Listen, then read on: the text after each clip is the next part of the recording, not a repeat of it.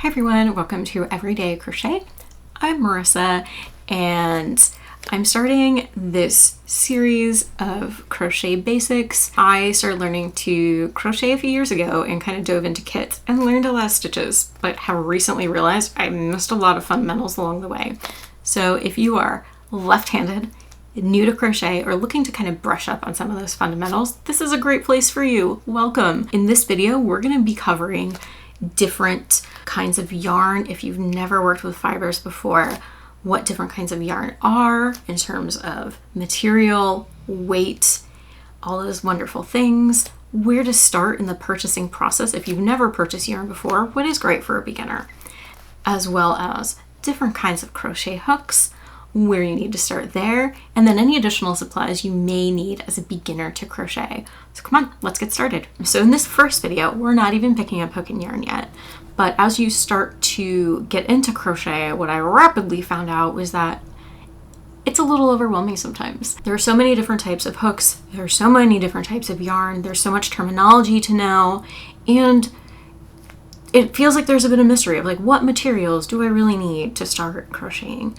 So this video is hopefully going to demystify some of that, answer some of those questions, and if you're new to crochet, really get you to a place where you can kind of feel confident in some of your first purchasing decisions and get you started as we move into our further videos, which are going to cover basic stitches.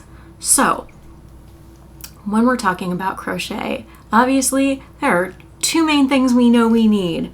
We need yarn and we need crochet hooks. So starting with yarn, we're going to go over some different types of yarn, some different terminology around yarn, what those different types of yarn might be good for, and then different things you'll encounter when you are looking to purchase yarn and some things to think about. So all yarn is made up of different categories and different fibers. So we're going to start with the smallest yarn on the end of the scale, and we're going to work our way upwards. I'm actually going to switch these two around. All right, so this is a number 1 fine yarn, also called a fingering yarn. This is a merino wool hand-dyed yarn, and this is really going to be if you're looking to make garments, you want to make shirts or sweaters, like lighter weight scarves or shawls, lighter weight hats, those kinds of things, anything where you want like a nice drape and movement to it. This yarn is going to be a fabulous place to start. Just know that these hand-dyed yarns are going to be significantly more expensive than some of the other yarns we're looking at here. And then this style is called a hank. So when you purchase this kind of yarn, when you go to work with it the first time, I'm not going to do it right now, but you untwist this, it creates a big circle, and then you need to wind it into a ball before you can start working with it. So there's a little bit of prep before you can start going. A lot of smaller yarn stores, if you purchase this from a smaller local store, often they will offer to hand wind it for you when you purchase it, but not always. And some people like to wind it themselves. This weight yarn, I will say, unfortunately in the US is a little bit harder to come by. If your only options are things like Michaels or Hobby Lobby, those tend to carry more of your medium or bulkier weight yarns. For some reason, these lighter weights aren't as popular in the US right now, so you might have to do a little digging or go to specialty yarn shops to find this kind of thing. So that is our number 1 weight fingering yarn. Number 2. So our second yarn here is our number 2, or our fine yarn. This is called Seashell from a brand called Hobby. It's Danish, I'm not sure. But this is a linen cotton viscose blend. So again, this is really great for those kind of summer garments, t-shirts, tank tops, that kind of thing. It's very, very light and airy. I will note that any kind of cotton strand does tend to split a little bit more. So if you are new to crochet, this might not be a great place to start because the yarn is a little harder to work with than some of the other options we're going to be talking about. So number 3, starting to get to a thicker strand, is our light yarn. This is the Friends Cotton 8x8, again by the Danish company Hobby Hobby. So this is 100% cotton yarn, and cotton, again, really great for those summer garments, something a little lighter, a little more breathable. Also fantastic for things like washcloths, loofahs, face scrubbies, dish towels, which are really great starter projects if you are new to crochet. Cotton is a really great option for that. As I mentioned, with the seashell yarn, it does tend to split a little bit more, and it doesn't have as much stretch and give as like an acrylic yarn. So it is a little bit harder to work with. It's not as forgiving. So next up, we have worsted weight yarn. This is an acrylic yarn. It is Anti-Pilling Everyday Worsted by Premier. This worsted acrylic weight yarn is like your vanilla ice cream of yarn. It's like white rice. Like, it is the most basic of a yarn possible. I love this yarn to learn with because it's reliable from skein to skein, shade to shade. Like, it just functions very similarly. It also doesn't split a lot. It doesn't have, sometimes when you're working with yarn, you'll find little knots where they've joined strands together in the processing of the yarn. And I find that this particular yarn, even as large a skein as this is, that tends to not happen a whole lot. So again, really fabulous place to start. It's fairly affordable. It's widely available. You can get it on Amazon in like 1, 3, or 6 packs. And there's a ton of colors available. So this is a really fabulous, if you're not sure where to start, a worsted weight medium acrylic is just really going to be a fantastic place to start. It's a little bit bulkier. It's easier on your fingers. You can see what you're doing. I would also recommend starting in a lighter color. Don't go super, super, super dark because that's going to make it really hard to see your stitches. And then going up, so there is a size 5 called bulky yarn. I unfortunately do not have an example of a bulky yarn, so we're going to skip number 5 and we're going to super bulky. This is the Woolies Thick and Quick. So this is an acrylic wool blend. This is really great for like your super chunky winter hats, scarves, socks, anything you wear. You want to be super cozy, a really super chunky blanket. Your bulky and your super bulky yarns are going to be really fantastic for that. Again, this is easily found on Amazon or in local, not local, but like regular craft stores like Michael's. So that's our yarn. These 4 yarns come as skeins, and so this is probably the most common format you will find yarn in when you go to purchase yarn. And to start working with it, you literally just look for, you're going to have one of the ends either kind of tucked on the outside here or tucked into one of the ends. In this case, it's right here. So you just pull that out. Then you go to the opposite end of the yarn from where that was tucked in. And you're going to want to just like root around with your finger a little bit. And you're just going to pull. And then sometimes you get like a little bit of yarn. This might be called a yarn baby or yarn vomit, are both fun terms for it. And then in that, you are going to want to find the end of your yarn. I just saw it. Where did it go? I'm really glad this didn't come out perfectly because sometimes you watch videos and the person just pulls it right out and it's beautiful. And just know that if you pull it out and it comes out like this is totally normal. It happens all the time. You haven't done anything wrong. Your yarn is not broken. Totally normal, totally fine. Where's my end? So you're just going to look until you find your end. It's right here. And then you're just kind of going to work from that end. And then as you pull from the skein on your project, the yarn is going to collapse in on itself and just kind of keep working until you run out. Last but not least, I just wanted to show this as an option. Sometimes you get a yarn ball. You can either work from the outside or the inside. It doesn't really matter. Anytime you're working from a yarn ball, though, I recommend putting the yarn in a bowl. You can buy specific bowls for this, but like a normal cereal bowl or whatever works just fine. And that will just keep it from rolling all over your workspace. Particularly useful if you have a cat, so they don't bat it everywhere. All right. So that is yarn. That is different categories of yarn, different fiber types, and then the different formats that you can buy yarn in. So again, just kind of recap, we have our fingering #1 yarn. This one will often come in like a merino or a merino blend, wool blend. Really great for your, really these three, 1, 2, and 3, really great for your lighter garments or more wearable things like sweaters and t-shirts and lighter shawls and wraps. Then we get into our medium, which is really great for hats, scarves, blankets, all of that good stuff. This is a really good place to start as a beginner. And then we get into our bulky yarns, which are good for those heavier items. And then we have hanks, skeins, and balls.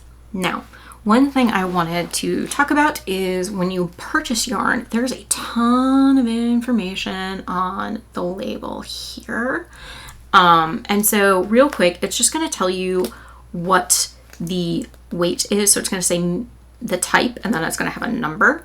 So this is a medium 4. It's going to tell you roughly what the gauge is. The gauge is basically based on the weight of the yarn, the size crochet hook you use, and then your tension, how many stitches should be in a given amount of space. So this is saying in a 4x4 inch square using a 5.5 millimeter hook, more about that in a second, you're going to have 12 single crochet stitches in that 4x4. So it will also give you the instructions on how down here on how to care for your yarn. So machine wash, warm, tumble dry, normal, blah, blah, blah. And then it will also tell you the color and the lot. This is really important. If you are looking to do a project that's going to have multiple skeins of yarn of the same color, you want to make sure you are buying all of that yarn all at once, and that is from the same lot. You want to check that lot number, because that is what is going to determine that your yarn was all dyed at the same time, because dye lots can vary from lot to lot. So what you could potentially run into is if you buy some mist now and you work on the project for several months and then 8 months later you got to go buy more, the dye lot may have changed, and that means your yarn might not match. So you're going to see that color variation in your final project. So just something to keep in mind when you're looking to buy yarn for a project. Buy everything you're going to need. I usually make sure I buy a little extra just to give myself some space for mistakes. If my dog eats one and really destroys it, that has happened. And if just my tension is off, whatever the thing is, just giving myself like a little bit of wiggle room so I don't have to go buy more later. So just kind of keeping that lot number in mind when you're purchasing yarn. Okay, so that's kind of everything you need to know about yarn and how to read the label and what those different terms mean. So when we're talking about crochet, that's the #1 thing we need. We need yarn, but you can't crochet without crochet hooks. So I have several different varieties here. So I kind of want to talk about similar to yarn, different styles of crochet hook. There are different sizes, there are different materials, and what do those things mean? All right, so this is, if you ever buy a crochet kit to get started, this is probably something similar to what you're going to get. This is a 5 millimeter crochet hook. Crochet hooks either have a letter and or a number, so H 5 millimeter. In the US, oftentimes I go by the letter, but I often just go by the number. For me, like knowing this is 5 millimeters is easier than remembering this is H. But whatever works better for your brain. Most hooks you buy in the US will have both. Most patterns you get in the US will have both. If you get a pattern from a creator in another country, it will likely just have like the millimeter number. So all crochet hooks have a number. The smaller the number, the smaller the hook. The larger the number, the larger the hook. Usually they come from 3 millimeter. I've seen up to, I think 10 millimeter. But 3 to 5 is honestly the most common. And they come in halves and quarters. So I have a 5, I have a 4.5, I have a 3.75. So making sure you get the right hook size for your project. Now, if this is what you have, this is totally fine. This is going to get you going. It's going to work just beautifully for what you need to know. If you have never purchased a crochet hook before, there's an overwhelming amount of choice. As you can see here, I've got resin, I've got wood, I've got stainless steel, I've got plastic. Where do you start? So if you've never purchased a crochet hook, you are just looking to get into crochet, I recommend this little guy. This is made by Clover. You can get these on Amazon. They're about $5, and it's a really great starter hook. One, it's not a lot of money. It's not a lot of investment. I find stitches glide on and off super easily with it. It's very light. It's very portable. I love to take my crochet with me basically wherever I go. And so I like to take these with me just because they're small, they're light. If I lose them, that's not a big deal. But this is a really great starter hook if you're just looking to pick up crochet. The only downside to this hook is when you get to a point where you're working on more complicated stitches where you have a lot of loops on your hook, these hooks don't have a very long shaft on them. So when you get into like puff stitches where you're like 7 loops on your hook, it gets a little cramped and can be harder to work. So if you're doing those kinds of stitches, I don't recommend this hook. But for basic stuff, this is a fabulous place to start. Now, my absolute favorite hooks are the Furls Crochet Streamlines. I have them in teak. I have them in stainless steel. They also make them in resin. This is not a Furls, but it's very similar. Kind of gives you an idea. So this is resin. I love these hooks because they just feel gorgeous in my hand. Especially the stainless steel has a really nice weight to it. They're very ergonomic. They've got that thick like body here. It just makes it really comfortable to hold for a long amount of time. I find yarn slides off on it. It hooks yarn well and then slides off easily. It just really makes beautiful stitches. The downside to these is they're quite an investment. They're about $34 a piece if you don't get them on sale. And so if you're just picking up crochet, it's quite an investment at the start. So maybe hold off on these for a hot minute. But I have found them to be a fabulous investment in my crochet. And my little tray here is also from Furls. Just because, again, I have a cat that likes to bat things around. So we've talked about the size of your crochet hooks and also the weight of your yarn. These two things, along with your tension or how loose or tight you hold your yarn, are going to determine the size of your stitches. So all of these things are going to work together to create your work and create your gauge. So we've got crochet hooks, we've got our yarn, but there's some other items that I really recommend you get before you jump into the wonderful world of crochet that you're going to want to have by your side on this journey. So there are 4 additional items that you absolutely need before you even pick up a hook and yarn. And so we're going to talk about those now.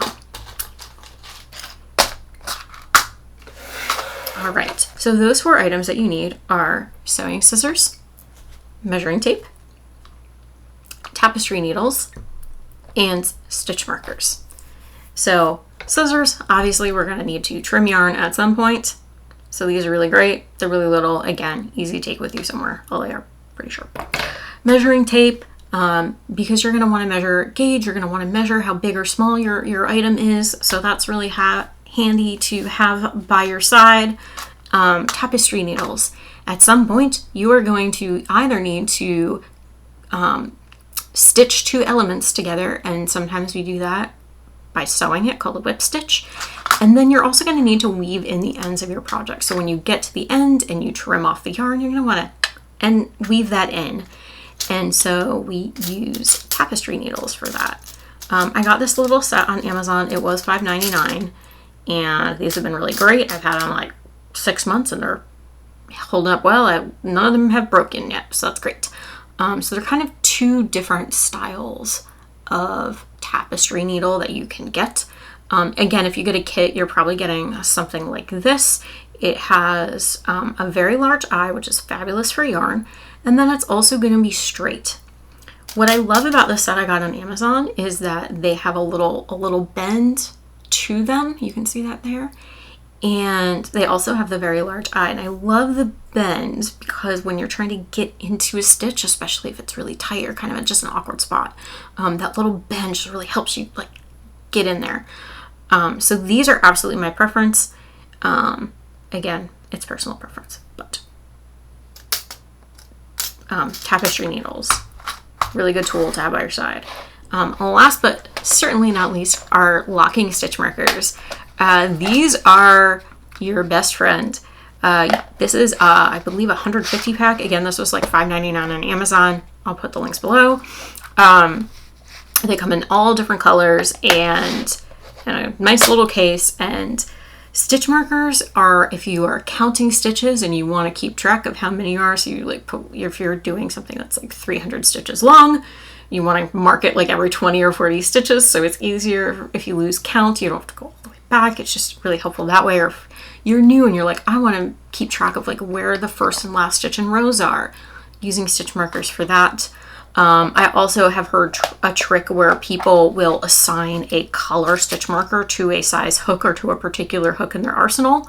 That way, if they put a project aside for a while, they put the stitch marker in it, they can come back and know, oh, okay, I have an orange hook. That means it's this crochet hook. And that way it just helps keep them super organized. That is a level of organization I can't aspire to, but if that is something that appeals to you, power to you. All right, so we've talked about those kind of 4 additional elements that combined with your yarn and your hook, you absolutely need before getting started crocheting.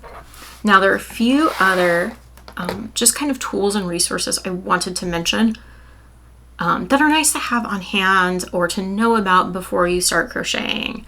The first one is if you, like me, just struggle to keep count of things, which is an important part of crocheting. You're counting stitches, you're counting rows. I found this little popper. Again, this was another Amazon purchase. And it's just one of those little popper toys and it's got numbers on them. So I'll use this if I'm having to count rows.